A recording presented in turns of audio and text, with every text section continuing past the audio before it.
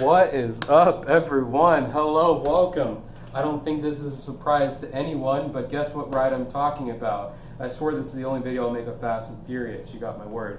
Now, a lot of people have been asking, I say a lot of people, literally had a conversation with 3 people that they were kind of interested in a little bit of the car information and what I would talk about on garage tours in the sense of talking about some of the cars and getting a chance to discuss some of the Easter eggs that are referenced inside the ride. And so let's get the thing started.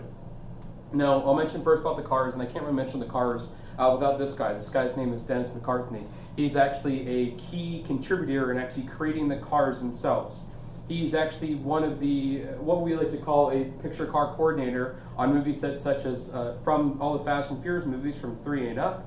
He's also worked in La La Land, Blade Runner 2049, Dreamgirls. He's even seen stuff like Black Panther.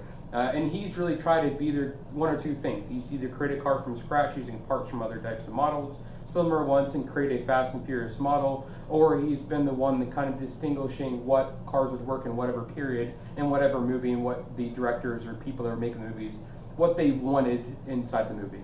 And one of the things about this guy, if guests are wondering who's Dennis and who is this guy, he kind of looks like the lead singer for Rascal Flatts.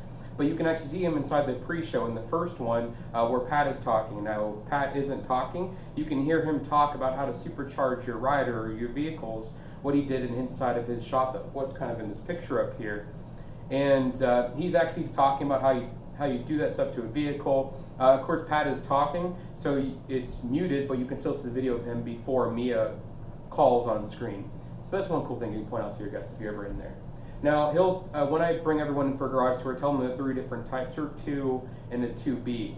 There are the picture cars, the stunt cars, and the hybrids. Hybrids are the combination of both, the best of both of them. And that picture cars are what the actual actor drove inside of. You can see the physical actor inside the car, either driving past or from the front. And then the stunt cars are the ones that, there are the real cars, they're in the movies. But there was a stunt driver inside of it that they actually took everything that you would see in a normal car, like airbags out, and they would actually put in this 16-point roll cage, and that actually would protect those stunt drivers from doing something crazy and actually harming themselves on set. Then the hybrids one combine both the stunt car and those picture cars, and like the Super BRZ outside the exit by where our route is, the car on your left, that blue one, that actually combines that green roll cage inside, remember 16-point roll cage, and it actually is something that little nobody, that character from one of the later Fast and Furious movies, he actually got a chance to drive in that as a stunt driver, driving that around as a stunt car, but using it as a picture car. So, and then I kind of like to describe all 5 of these different cars. The first of which is the Charger outside, the 1970 Dodge Charger RT. That's the one location outside by a greeter that was in 4 of the Fast and Furious movies, was in 1, 4, 5, and then 7.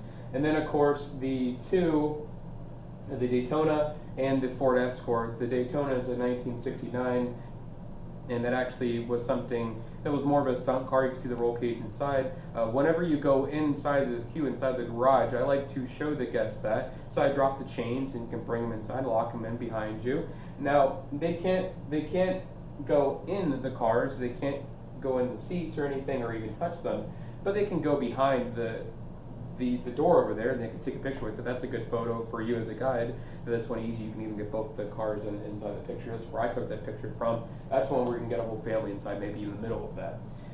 But you can show them a cool detail about this car in the front is that it looks shorter in the front and then longer in the back. Why I say longer, the wing in the back is more extended to the back, because cars during this time, the 1970 muscle cars, this is a 69, but 70s muscle car, they had a problem with weight, and the cars were so exhausted in the front, or more, they were long in the front, so much so that whenever they would accelerate, it would be so much power that the cars would almost pick up so much wind in the front and would like pop a wheelie as they're driving off, and that lose them very integral couple seconds in drag racing a car. So it made it a little bit more aerodynamic and made it shorter in the front, look exaggerated in the back, made it look more like the Fast and Furious models. And in the Escort, Dennis actually crafted one that you don't see very often. Ford is an American company, but they actually crafted one of the only Escorts you can ever find in a full form like that, being a UK style car, the steering wheel on the right side. That's one that Tej owns, that Roman was driving in the movies. Now, these two are ones that, depending where you're at in the queue, that might be the first or last ones you'll see. Again, you can still drop the chains and look at a more closer look at them. The '09 Super Impreza WRX STI, or the Impreza, that's the one that I originally thought the one that Paul Walker, Brian, who plays Brian, he was actually in that one. He wasn't actually in this Impreza. He was actually a part of taking a little bit more of an informative look at all the movies. I got a chance to know that the car had a different paint style, it was more gray, not black, or not black with the blue on there. But you can still show them the roll cage inside and the awesome the surround system in the back. And then the Mazda RX-7, the 97, you can go inside, drop the chains, and see the navigation system inside and show that this is more of a picture car. Because Han was in this in some sort of way. The creative guy that walked me around, he actually got a chance to show me what it was like and explain to me the scene that this car was in. If you guys remember watching Tokyo Drift, I really don't, but maybe you guys remember the scene. Han kind of drove up to one of the main characters in the movies and had his window down on his driver's side and said something out to the guy. That was the scene that this car was in. And then now on to the Easter eggs. So these are the 3 you should know automatically. The first one is going to be the fountain out there referencing. We've kept that as a segment of what's been there in the past, is kind of an homage to Beetlejuice Graveyard Review. Of course, another one for that is the Beetlejuice statue and the Disaster Studios, the jacket that's on the desk off the left before you reach the statue over there. People can see that, but it figured it'd be cool if you didn't know that already now. Something new. So these are all the ones you might not have know of. If you notice where the Beetlejuice statue is, right next to that, you'll notice that there's actually a little engine. You notice a team member that's behind that, letting people inside the pre-show rooms. Next to that, over to the right, where people are going around the queue, around that into the little hallway, there's a little set of lockers out there. Those lockers actually showcase 3 original movie props that were worn by the actors, worn by Vin Diesel, worn by Michelle Rodriguez, and worn by Paul Walker. All those characters, they have their different jackets in there.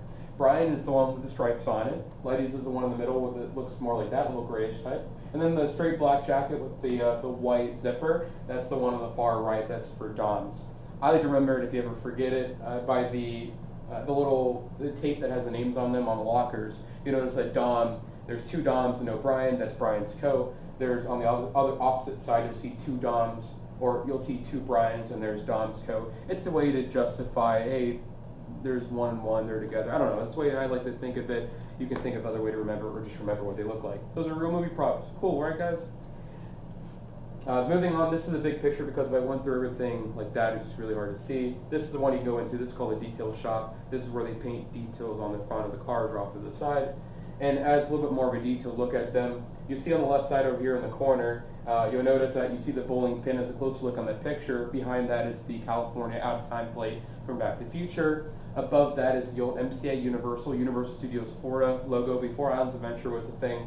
And then above that is a bumper sticker for T2 or Terminator, which of course was replaced by the Born Spectacular.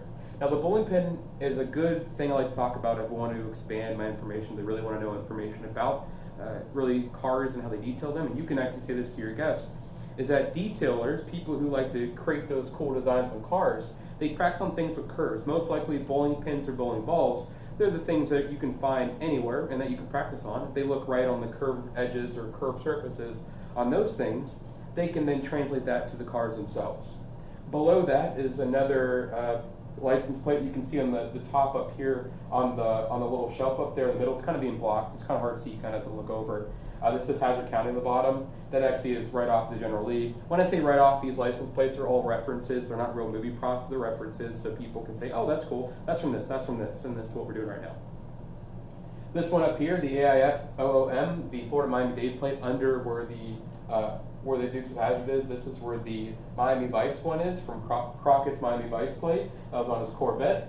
And then of course right in the middle, you'll notice the middle ones. These are all 4 middle white plates. Those are from the police cars from Fast 5. You'll notice on the middle of the plates, there'll be an R and a B, one's in for Roman, one's in for Brian. In the picture, if you see this PowerPoint, I might post it on a little bit later, that the R is on the back of this police car. That's when they were in Brazil. And then of course, below is American Graffiti. They say THX13. Search that up online. It says American Graffiti. You can lead us into another spill you remember before, maybe later on when you talk about Mel's Drive-In. Of course, American Graffiti, George Lucas, building enough capital and creating something, maybe letting him to get enough money to make Star Wars. That's cool. Moving on, you go to Brian's Mitsubishi Escape. It's a reference when you see the Arizona Grand Canyon State Plate. It's a red one, hard picture to get, so I just bought one online.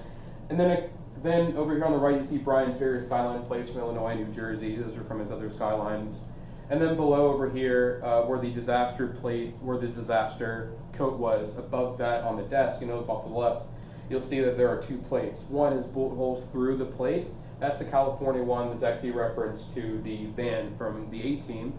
And here to the right is for Duel. This is from one of Steven Spielberg's first films, and that's a plate directly from the car. Again, these are replicas. And this reference above the A-Team one is a reference to Leon's 99 Skyline, what he calls his Big Bird, which reference, I think, right up here. This 99 Skyline is actually referenced up here. You see the front of the car, and you see the speedometer, and also you can see the reference a little bit closer with Big Bird and everything.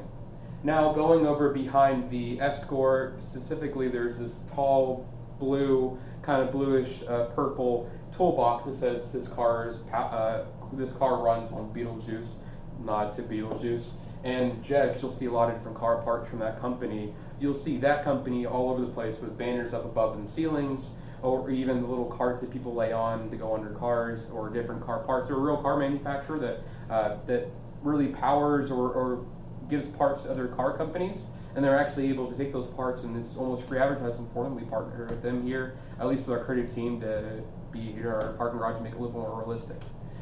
And then in the real story of the Fast and Furious ride itself, if there is a story, I know it's shocking, a lot of it is that Dom likes to race cars. He likes to put the stakes up a little higher than more than just money. He lets people basically put their deeds up and say that they're going to win. Okay, bet your car.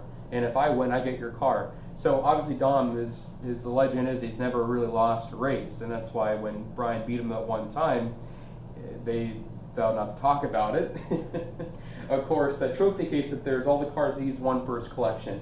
Each one of these keys is actually a real car. So if you see one from a Corvette or a Charger or a Ferrari, that's actually from that real car. It belongs to one other car that is somewhere else, but it's just a neat one to know. But there are references to not only the real keys to the cars, but there are references to movies. The top left, you'll notice a chicken up there. That's from Martha Weasley's Flying Car. To the right is over here. It's for the Blues Brothers. You'll notice the same. There's a license plate later on I'll show you. That's a reference to Blues Brothers. This is Smokey and the Bandit up here. You have Dominic Toretto's 2018 SRT Demon that's parked outside the exit. Across from Super BRZ, the one I talked about with the hybrid car. This is the one that gray car outside that we go by on our route up to the Fast and Furious ride. That's actually a concept car used at car shows to show what they would look like before. The car was made before 2018, so that 2018 model is the one that doesn't even run at all. That's average. You can, I don't know, more facts about that is that a car right now, a 2018 model when it came out new, you can reference that being cost at about $80,000 as the base. That's what it starts at. So it's a pretty expensive car.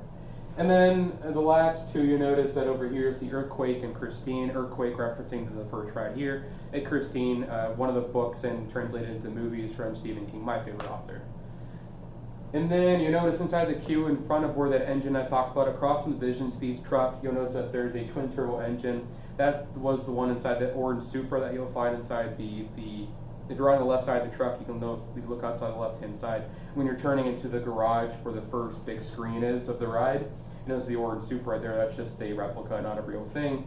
And that Supra is, before Dom was making it, if you notice from the movie, Brian got his car destroyed when he was trying to save Dom. As a thank you, Dom says, give me a car to fix and I'll fix you and build you your new car. He looked at it first, it looked really bad, it really didn't have anything on. He said, I asked for quote unquote asked for a 10-second car, not a 10-minute car. He looked inside the hood, saw the twin turbo engine. He's like, you know what, I can handle this. Figure of speech though. And then I referenced the Illinois plate from Blues Brothers. That's in the top of the bookshelf over here around the corner before you get launched into group or on the load platform.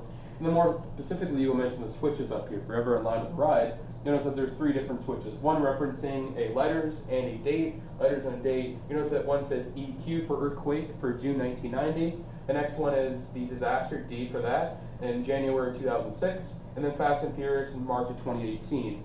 All those are on the off switch because they're all defunct, unless this is the Fast and Furious one, which on the on switch is the active one now. The fun fact about the Fast and Furious one, it says March 2018. That's when we were supposed to open up. We actually open up in April, a little bit past schedule. And the last one, the last slide that I have for you all is the Voodoo Doughnut reference that's actually inside the child swap area. That if you look inside where the kids can play with the cars, the Voodoo Doughnut wasn't always there. It was just a random donut shop. The creative initially just put that in there. And Bill Davis walked in one day while we were commissioning cycling vehicles, and he said, is there any story behind that donut shop? They're like, no. So he said, okay, the next days I want that change to Voodoo Doughnut to represent our new location in City Walk, which is Voodoo Doughnuts. And the rest is history. And the last one I want to point out is that table up there is a family table that has the one Corona bottle that's actually laying down on the table. This is actually referencing where Brian, Paul Walker's character, would actually sit normally on the table, and has a cool Surgeon General warning on the back that reads, by order of the Surgeon General, do not drink while drinking, enjoy alcoholic beverages responsibly. This drinking is drink, and as such, can be drank while drinking. It's just funny, cool little information you can point out to your guests. And honestly, that's the end of what I had presented for you guys today. Hopefully it was a little bit of a serious kind of time where you got to see, maybe learn something different about Dennis or about the Easter eggs or about some of the different information on cars. And let me know feedback if you like this type of video, or if you want to create something that's a little bit shorter. This is my third time trying to record this, so I'm trying to keep this a little bit tighter and shorter, more combined and congested with information, so you guys have a lot more fun watching this. And if you watch this from then on, if you're still here, thanks for watching, and I miss all of you all, and I can't wait to come back to Universal, and I miss you guys. Hopefully you guys are all doing well and staying safe. See you guys.